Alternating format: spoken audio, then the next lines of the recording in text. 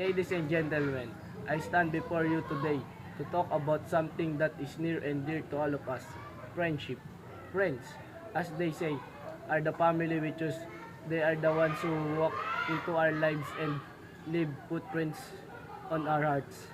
In the fast-paced world where technology often replaces human interaction, it is easy to forget the importance of having real, tangible friends. Friends who are there to share our joys and to lend a shoulder during tough times and to simply be there offering their presence as a comfort. Friendship is about who you've known the longest. It's about who walked into your life, said, I'm here for you, and prove it is all about trust, understanding, and mutual respects.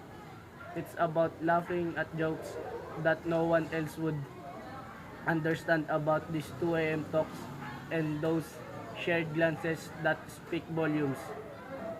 Friends inspire us to see the world in a brighter light and to appreciate our lives. They challenge us, push us to our limits, and help us explore dimensions of our personalities we never knew existed. They accept us with all of our strength and weakness, adding a beautiful layer of warmth to our lives. In conclusion, let's not forget the cherish these beautiful bonds.